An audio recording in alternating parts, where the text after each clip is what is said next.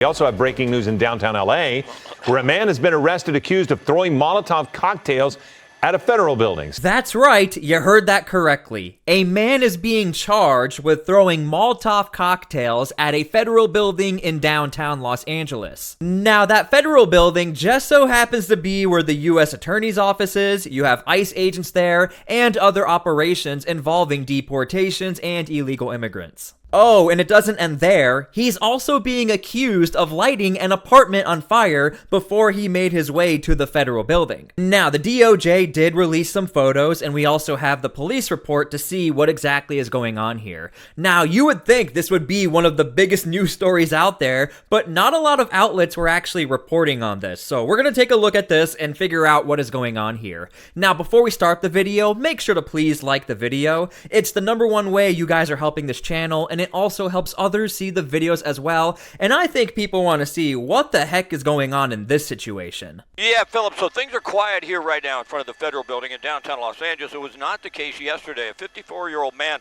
threw 2 Molotov cocktails at ICE agents. Now, fortunately, he forgot to light them, so no one was injured. There is no damage, but that man was taken into custody. He has an extensive record. He said he wanted to blow up the building and spray down the agents, so he's looking at some very, very serious charges. Now, we've seen over the last couple of days, we've seen those gunmen that were ambushed. The gunmen ambushed 2 National Guardsmen in Washington, D.C. So tensions are extremely high. Ever since Now, I also want to point out, if you have watched any of the LA protest or clashes with federal agents, this is the location where it happens. This corner right here. In fact, if you are subscribed to my channel, and make sure to please subscribe because we cover all things just like this is the location where we would cover those clashes and protesters are trying to block off federal agents from leaving this federal building. It all occurs right here. So this building has always been the target of some sort of protest or clashes or some sort of targeting of federal agents. Now, directly from the DOJ report, while standing at the base of the stairs outside the building's main entrance, Jovel reached into one of the bags on his bicycle's handlebars, and then he threw a Molotov cocktail through the building's sliding door, which was open at the time, and is marked as an employee entrance. Then Jovel threw another Molotov cocktail through the then open door of the federal building's public entrance, where a line of members of the public were waiting to go through security to enter the building.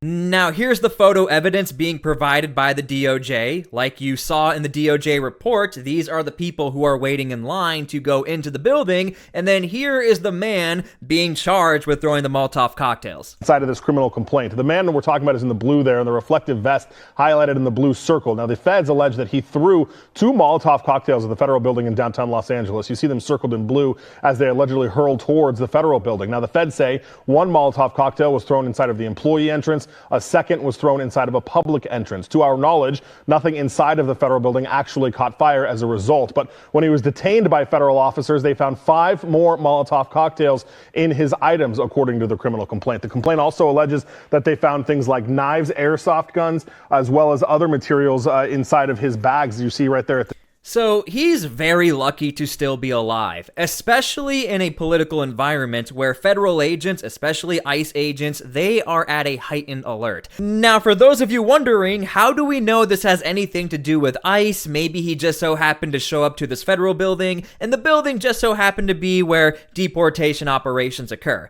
Well, when you look at the DOJ complaint, what they're saying is, Jovel described his actions as a terror attack, and said to the officers, "You're separating families," a remark commonly made by the opponents of the current United States government immigration policies. He then yelled for people to start these, referring to the officers. So this is why this particular case is being tied to anti-ICE officers or anti-federal agents or anti-deportation operations, considering what the DOJ report says, referring to the separation of families, referring to taking out the agents, stuff like that. The man began yelling things, including "this is a terrorist attack," at those federal agents, even taunting at one point the federal agents, saying, "I just assaulted you and you didn't do anything." Again, all of this according to the criminal complaint. The criminal complaint also alleges that the man set fire to his own apartment just prior to coming to downtown Los Angeles. Here is Koreatown. This photo also in the criminal complaint here, where you see what appears to be charred belongings inside of this apartment. Video from the scene from the Citizen app. Now, as I make this video, nobody seems to know why the man allegedly lit this apartment on fire and then all of a sudden decides, "I'm gonna go and try and throw Molotov cocktails at the federal federal building.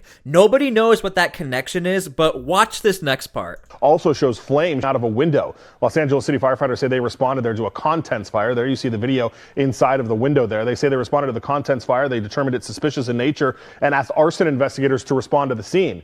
Federal government alleges in this criminal complaint that he had been recently evicted and there was an eviction notice on the outside of his front door at that Koreatown apartment. They also say he expressed frustration for the building's management. We have also learned in this criminal complaint about the extensive criminal history that this suspect allegedly had. I want to come back here because I want to show you the criminal history includes murder. In 1988, according to the feds, when he was a juvenile, he was convicted of murder. He spent 3 years in a camp for that murder conviction. He also had robbery charges in 1992 and 90. Did they just say 3 years? A car theft charge in 2001, criminal threats in 2018, where he was served jail time and ordered on probation. Federal court documents say. Okay, so again, as I make this video, nobody knows what the direct connection is, but what we do know, there is some sort of connection, at least with the criminal history, and having a criminal past, as far as doing some pretty extreme or violent stuff. I mean, there's no denying it, it's literally right there in your face. Now, I don't think anyone will be surprised by this, but when you go to Attorney General Bill Essayli's post talking about everything that occurred, at the very bottom of the post he says this: "This case exemplifies how misleading and hateful rhetoric against federal enforcement can and does result in violence. Irresponsible rhetoric by politicians and activists have real-world consequences. It must stop." Now, you can't make this stuff up. Ironically, around the same time, on December 3rd, we have a Homeland Security House Committee meeting talking about this particular topic. When badges become targets, how anti-law enforcement rhetoric fuels violence against officers. And the truth is undeniable. Last year, there were 342 officers that were shot in the line of duty, and 50 were. There were 62 ambush-style attacks and 79 officers shot, 18 of which were. In November, as of November 30th of this year, 314 officers have been shot in 43. There have been 62 ambush attacks, resulting in 21 deaths. Wow.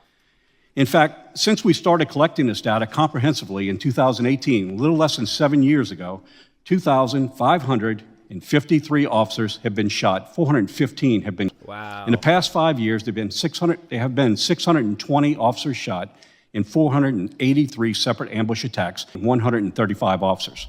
These are not selective numbers. They are real, verified incidents. These numbers have no bias. They have no agenda. They are just real. And they reveal an unmistakable trend. That is, we have an epidemic. And like all epidemics, it has causes. The FBI's assailant study found that nearly 1/3 of cops self-identified as being motivated by the narrative that portrays law enforcement as the villain.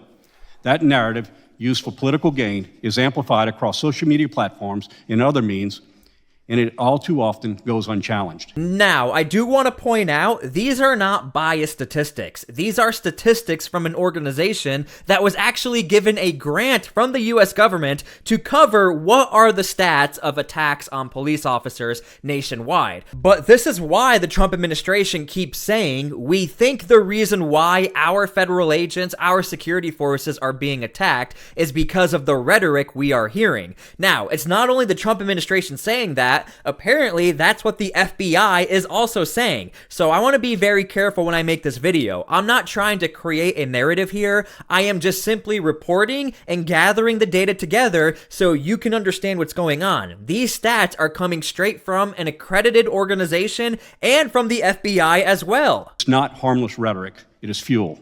We have seen this fuel ignite in cities and towns, large and small, all across America. Officers have been murdered while eating lunch, sitting in patrol cars, driving home to their families at the end of their shift. In fact, according to a 2017 report from the cops office, more than 1/2 of the ambush officers weren't even on a call. They were targeted because they were wearing a badge. Wow. Just last week, not far from where we sit today, that epidemic added 2 more victims when 2 National Guardsmen fulfilling the law enforcement role were targeted and brutally attacked simply because of the uniform they wore. This violence is not hypothetical, it is not isolated, and it's certainly not slowing down. It's not about tactics, it's not about policy debate, it's about hatred, stoked, spread, and normalized until someone acts on it. The Protect and Serve Act would provide the Department of Justice with a means to prosecute these targeted attacks. In 2018, the House Judiciary Committee unanimously cleared this act and advanced it to the House floor, where it would overwhelmingly pass in a bipartisan vote of 382 to 35. It failed to become law in that session of Congress when the Senate chose not to consider it. And today, even with ambush attacks continuing to rise, the House Judiciary Committee will not move this act forward. When someone calls 911, we answer. We always answer. Well, we're the ones that are calling now. We're calling on Congress. We're pleading with Congress, and we ask you to answer that call. Stand up against the rhetoric that fuels the violence against law enforcement officers. Acknowledge this epidemic for what it is, a stain on the very fabric of society. Now, what this reminds me of is Portland, because federal agents have been complaining over in Portland. We keep getting attacked, protesters keep taking things way too far, and the city of Portland has actually been sued for not responding to 911 calls. The police department not responding to 911 calls due to the possibility of breaking sanctuary city laws. Now, the judge who oversaw that case, the biggest worry the judge had, and the judge actually sided with the police department for not having to respond to the 911 calls. The biggest issue or worry that the judge had was freedom of speech. The judge was worried that police officers who were trying to calm down the violence, they might accidentally be infringing on freedom of speech. So the judge said, if you can respond to the 911 calls, you probably should. But if you can't, that's okay. You have that right as well. And the Trump administration is well aware when it comes to the First Amendment, you can say quite a lot. Even if people don't like it, you still can say a lot of things. But the Trump administration also knows people can make a judgment call themselves if they don't like what somebody said. So how the Trump administration deals with this issue today of bad rhetoric or evil rhetoric against ICE agents or other federal assets, the Trump administration will just put people on blast. We see it time and time again, where a member of Congress will call ICE officers a member of a terror organization. The Trump administration will simply just post it on all of their social medias, and you can make a judgment call on it. Let me be very clear. Any violence, including attacks against our state, local, and federal law enforcement officers, cannot and will not be tolerated. By the way, I do want to point out, this is Congresswoman MacGyver right next to this person who said that. Congresswoman MacGyver has been accused and charged with assaulting Homeland Security officers. I just want to point that out. She is still on the House Oversight Committee for Homeland Security. However, what's changed with this administration is the escalation by President Trump himself, creating dangerous, even lethal situations for both law enforcement officers and the people they protect.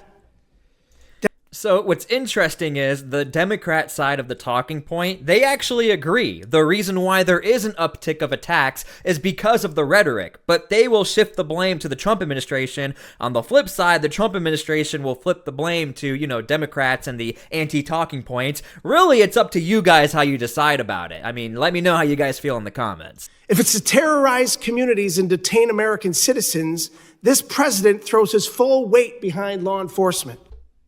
But if it's to prevent the toppling of the world's greatest democracy and the safety of our citizens, this president stands behind insurrectionists and even pardons convicted drug lords and other convicted criminals, rather than standing behind the brave law enforcement officers protecting our communities in the peaceful transfer of power.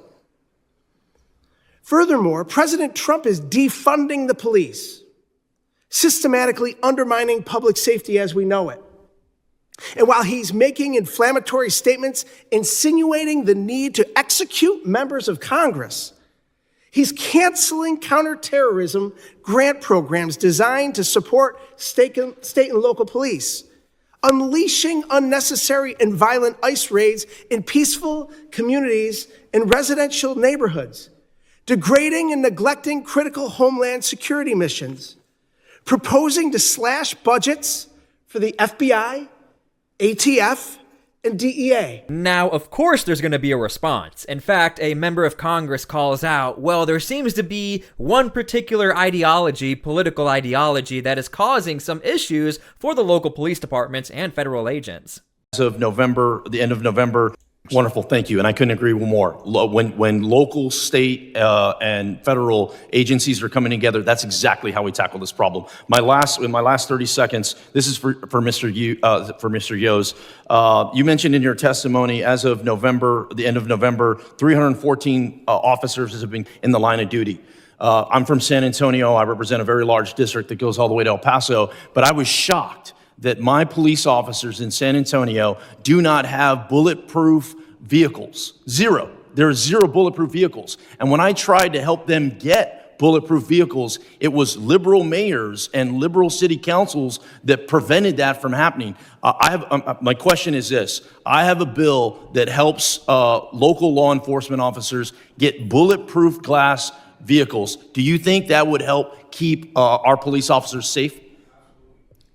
Absolutely, not just ballistic glass, but there's also ballistic panels that could be put in a vehicle as well. And I'll just contrast it to, cities have a number of employees. They do a number of different functions, and we don't hesitate to provide safety benefits, safety material for other employees to make their job safe. Law enforcement officers have inherently a very unsafe job, because let's just be honest. There are people in society that many would like to think don't exist, and we deal with them. And so giving us the tools necessary to do our job and go home to end our families, that's 2,553 families that have been shot. And let me tell you, the numbers are staggering how many but what's even more staggering is this is lives that have been changed. Medicine, ballistic equipment, trauma response, these things have brought these numbers down. So gladly and luckily, we've been able to save a lot of lives, but that doesn't mean they're not trying to. Thank you again, gentlemen, for your service. Now, while we're here, we might as well see what Congresswoman MacGyver has to say. If you don't remember, she has been accused and charged with assaulting federal agents, Homeland Security agents, and she's on the House Oversight Committee for Homeland Security. His comments, because for him to have the audacity to be disrespectful to you, giving your honorable service to protecting this very body, is a shame.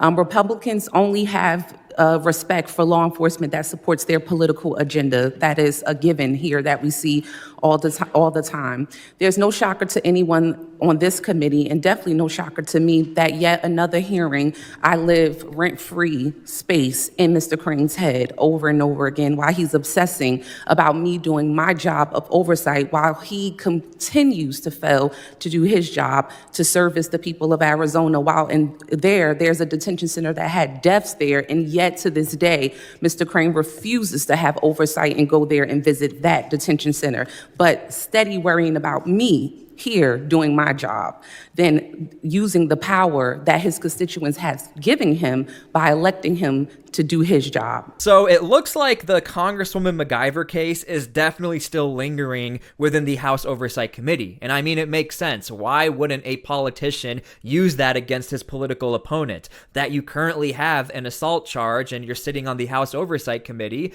I mean, this is politics. This is what ends up happening. So leave your comments down below how you feel about this. And if you're unaware, make sure to please subscribe to my channel, because I actually have been covering her case in great detail since day one. We have covered every single minute of what occurred on the day of LaMonica MacGyver being accused of assaulting federal agents. Okay, so I hope you guys enjoyed the video. Again, leave your comments down below how you feel about everything we just watched, and please pray for peace. We do need that right now, because we do have an uptick of this violence according to the data, and I do hope there is a way we can all come together. So please pray for peace, and I hope you guys enjoyed the video. I always try to be as fair as possible, bring all of the different viewpoints together, so you guys can make a determination on how you feel about all of this. Thank you again for everything, God bless, and we'll see you all later.